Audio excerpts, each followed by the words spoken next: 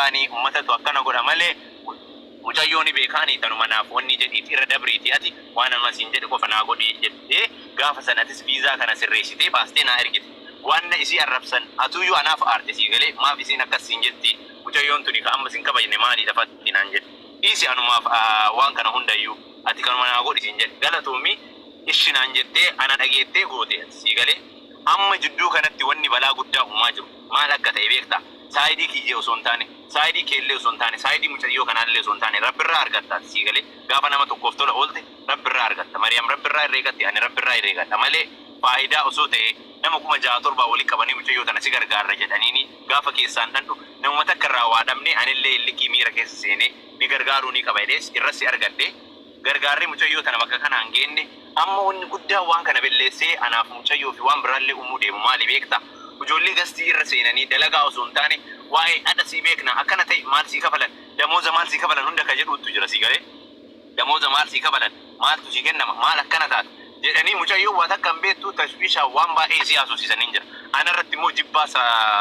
faarsa damooza laali faati isa damooza osoo isiin hin dhufin jechuudha itti haasa'uu jalqaban ani yookaan nama isiillee kana hunda dhiisi jedhee amma wanni guddaan aarsii anis dubbadhe miidiyaa irratti isa damooza yookaan Itoophiyaa osoo isiin jirtu meeqa sii kafala jedhanii gaafatanii garuu hangam kafalaaf akka isiin jedhe ni beekta deebee jechuudha fati dhugaa dubbachuuf taanaan boru Oromoon anaa kanallee na raggaxuun isaanii hin hafu laal dhugaa jirtu jechuudha Oromoo afur dubbadhu mucayyoon sirrooftee dalagaa fi seeraan dalagatte taanaan an har'allee borullee ni beekta fakkeenya viizaa baaseetiin jira mallaqa kiyyaan baasee irraa deebee ganaa iqaamaan jira ganaa wanni marri jira kunis mataa kiyyarra deebee mindaa isii mataa kiyyarra yoo isiin dalagaa kana seeraan dalattee seeraan qabdee dalagaa kana akhlaaqaan itti himeen gorseetiin jira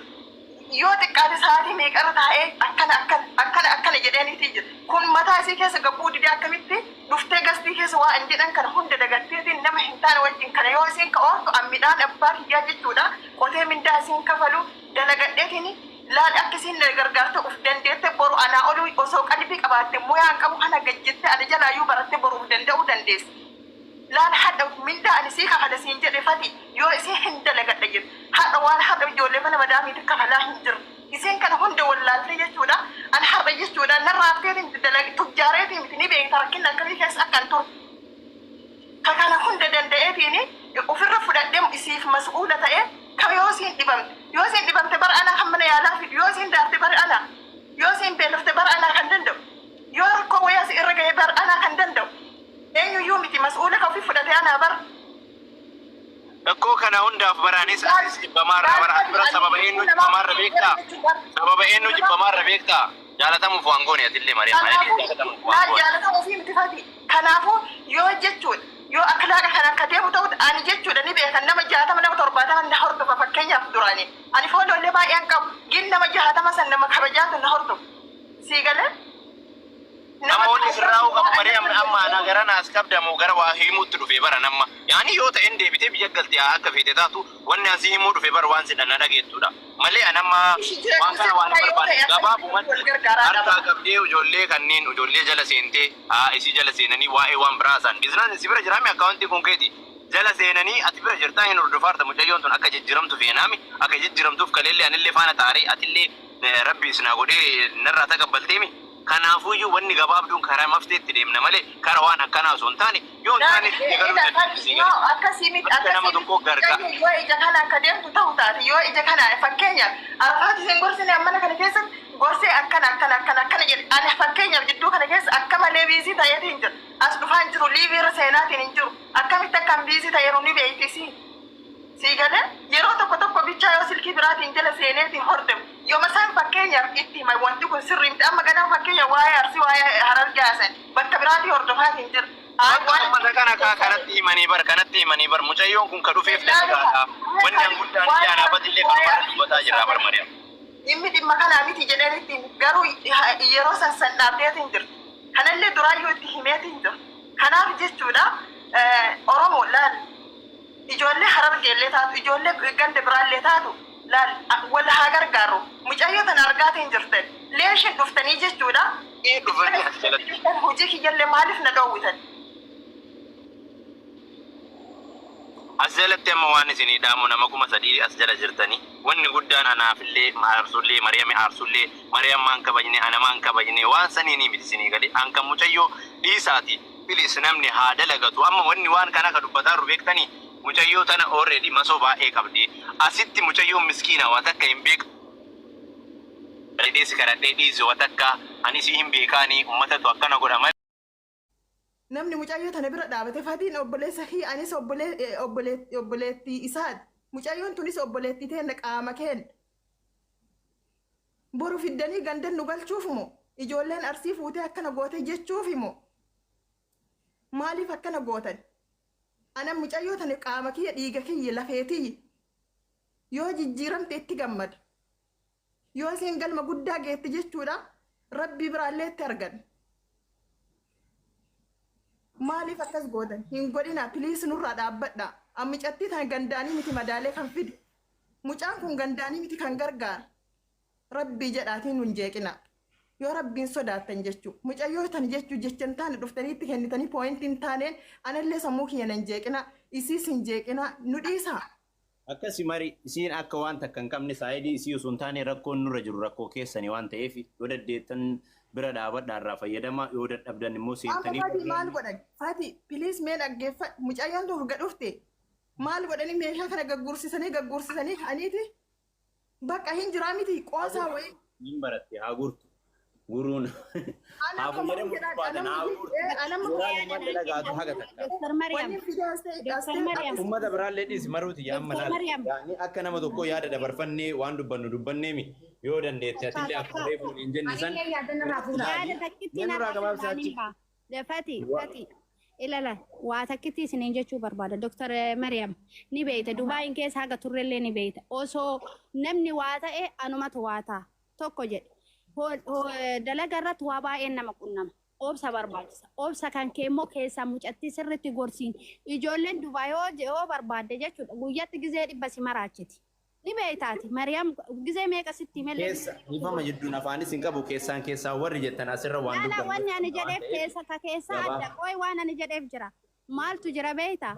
nama dalagatee xiqqooma waa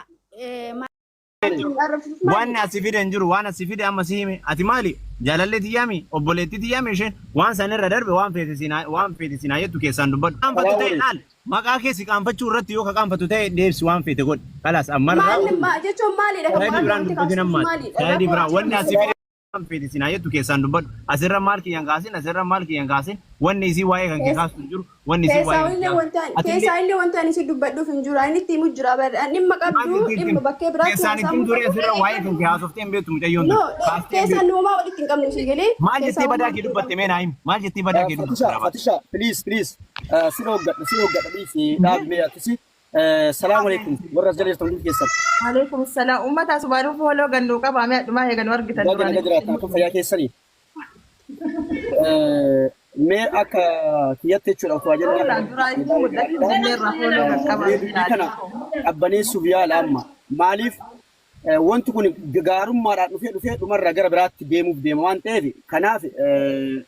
dubbii kana gabaabsaati. Gabaabsi amma asirraa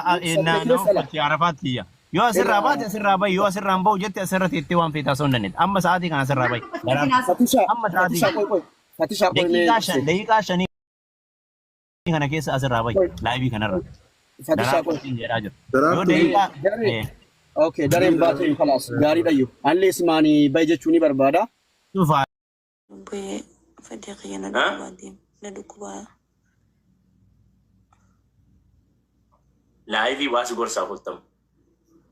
Maal jedhee si himyan? Maal jedhee sitti hime? Maal si gorsaa ture? Si amee karra deebi'ee si gorsa. Si amee karra deebi'ee sitti hime? Uummanni kun yeroo siin taphatu yeroo siin dabarfatu. Warri TikTok muluu yeroo nama dabarfataa. Shamarri immoo widdiidhaa of hin rakasiisinii, hin xiqqeessinii. Namni tokko yoo nama tokko jaalate rakkoo hin qabu, badii hin qabu, argachuu fi dhabuu wama jiru. Jirtu ofii yookiin waan dhukkubsataa hartaa sa'a 24 laayivii teetta kaaniinillee inuma si jaala akkas jetta foozii shukran waan kanarraa gabaabadhu ati shamaraa uummanni hamma si kolfu yeroo masi kolfee yeroo dabarfachuufi malee akkatti si ilaalaa hin jiru akka obboleettiitti yookaan akka haadhaatti akka shamara takkaatti hundinuu siin kolfee taphachuu fi atuu na jettee argan dhufte ani immoo already namni wal jaalate hundi wal argatee waliin jiraataa osoo hin taane waan na jaalala olii waliin ta'a obbolummaa waan meeqa waliin gargaa waan meeqa wal biran dhaabata saniin si cinaan jira waan akkanaan sirreeffatta laayivii kanarra saa 24 maatiin keellee si arga yoo ati akkana taatu yoo ati akkas jettu faamilii kee biran gahaa wanti akkana shamaraaf dagmoo kabajaa isii buusa maatii kan kee kabajaa isaanii buusa mucayyoo ebaluu siin jedhani waan kanarraa gabaabadhu laayivii irran seenini keessaa illee si himan deemtee dhufta asiin illee dubbatan deemtee dhufta already kunniin engadda fakkeenya godhe sitti me atama dhukkubsatte ammee darajaan atamarra jirtu darajama dhukkubaati argamoo namni karoora qabu namni alaamaa qabu Somaalee bakka rakkoo san keessaa yoo baate kanaa bal'ootti bahuu deemaa jirta maal gootaa sa'a 24 dhiira kaanii kaan faana akkana jetta sitti kolfallu beeti jedhade ati shamara kabajamtuudha garaa qulqulluudha kunniin immoo manni yeroo sitti tabarsuu fi sitti taphachuu fi fooluun sitti kolfee si biraa baa kunillee dhufa kolfee baa sunillee dhufa kolfee baa shamarri baay'ee takka daawwitiidha shamara jechaan siigalee kan kunuunsani malee kan hundi isaa dhufee faltii itti tufuu miti kan hundi isaa dhufee jecha badaa itti dubbatee deemuu miti nama tokko jaalachuu boma jiru siigalee jaalatanii immoo kan jaalatan hundan argatan kaawwaniin immoo akka sira kashiisanan dasnan jedhu na jalatti maqaa kiyyaan gaafa himamte maqaa kiyyaan gaafa dubbatamte maqaa kiyyaan gaafa namni si dhahe akka waan badaa siin jedhan hin barbaadu san jechuuf immoo erga jaalattee jaalala kee ibsattee na biraanuu geettee anuu si beekee yookaan if dhugaa immoo biyya keetti galtee gara maatii keetti galtee waan dandeenyu waan goonu goonee akkas goona jennee waan keessaa naasuun illee hin qabnu asiyyoo si qaban asiin maatii keetti illee kolfisiisaarta siigalee namni akkanatti immoo hundi isaa kasi gargaaruuf si bira dhaabatu hin jiru hundi isaa fooluu siin guddifachuuf dhugaa sitti maan dhibbaan dhibbatti jecha kasi gargaaruu fedhan odoo kutaanuu si gargaaruu barbaadanii yookaan ganda keessaniin si gargaaruu barbaadanii keessan mucayyoon tun akkana rakkoon isii jaalala qofaa miti rakkoon isii waan akkanaati jedhanii guruppii ijaaranii keessan si gargaaran ture odoo nama shamaraa yaadu ta'e hundi isaa warra ganda keetiillee warra ganda kiyyaa ka jettu kuunillee kan guruppii irratti walitti qabee waasitti haasa'u calliseetu maan akkana jedhee si guuttashti ashti ushummee dhiisi laayivii kana takka taattaluu sa'a 24 akkas jechuu Rabbi maatii keetti nagaan fi agartu gara maatii kan keetii hin galta jireenya kan kee ni eegalatta achi booda waa hundaan ni bartaatu ni agarta kanan siidhaama ofirra kasiisinii irra deddeebi'ee si hima ofirra kasiisinii lubbiyyee okay oowwu jirammoo akka malee sitti haasa'ani si jaalatan hin seen yeroo siin dabarfachuuf namni haganaan mannu jaltaa'ee nu daawwatu kun keessaa namni 5 6 7 8 yoo dhiqqaata nama kudhan kan si yaadu kuwwani dalagaa ofii dalagataa yeroo sitti dabarfachuuf bohaaruuf kolfuuf khalaas ati immoo kanneen irraa hubadhu namni kuma tokko yookaan kumni lama si jala gaafa deeme ati beekamtii qabaatteef osoo hin taane gowwoommaa sanii beekamtii yookaan ifani akkana jettee karaa irraa gorta sii galee kana waan ta'eef kana maaliif siin jedhe beektaa gaafa ati laayivii irra teettee akkana namni si jala dhufee akkanatti kun akkana sitti haasa'u hundi isaa si barbaadee si jaalatee si yaadee osoo hin taane yeroo sitti dabarfataa jira akka gowwaa taate beekeen si gowwoomsuu jira siigalee kana waan ta'eef kan beekumsa hin qabne illee kan gowwaa ta'e illee kan fayyaalessa ta'e illee numa jala deema ilmi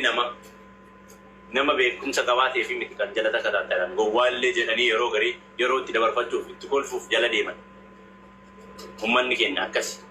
dhageesse ati immoo mucayyoo qulqulluu onneen kan kee qulqulluu kawaa takka hin beekne ka dhara hin qabne ka marzii hin qabne siigalee naachuraalee shamara naachuraalee jechaan shamara ishee kaleessaa san tanniin ammaa kanneen osoo hin taane tan kaleessaa san tan fedhii keessa si seeraan ibsatu tan dhoksaa fi sossobuu maal hin beekne onnee takkatti hin kajaalatu ana waan ta'eef of gabaabsii laayivii irra saa 24 taa'uu of gabaabsii waan si goonoo jiraate inshaallah waan yaanneef yaada muraada kennanuuf haa godhu guutu rabbi atis akkanatti naftu iddoo kanaallee of hin jijjiirtaa bakka kanaallee ni baataa ilma namaa hin abdatinii yeroo kan kee immoo laayivii irratti bakka hin taanetti hin gubinii dhageessee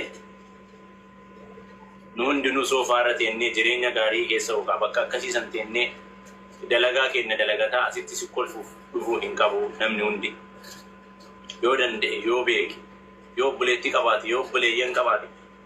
dukkanaati keessa jirtu kana si beekanii dalagaa ati dalladdu hin beekanii biyyaatti jirtu hin beekanii waan danda'anii si bira dhaabatanii biyya haadha keetiitti si galchuudha qabanii yoo dhugama siif yaadan yoo dhugama si jalaa hordofan yoo dhugama gastii kan keessa seenanii si gorsuu barbaadan waan akkasiisan godhanii biyya keetitti si deebisanii. Kaan achirraa hafe immoo sa'aatii amma dhufe kana si kolfee taphatee dalagaa ofiitti deema waan ta'eef jara faanaan gowwoomin adaraa kan ta'e. Eshi wanni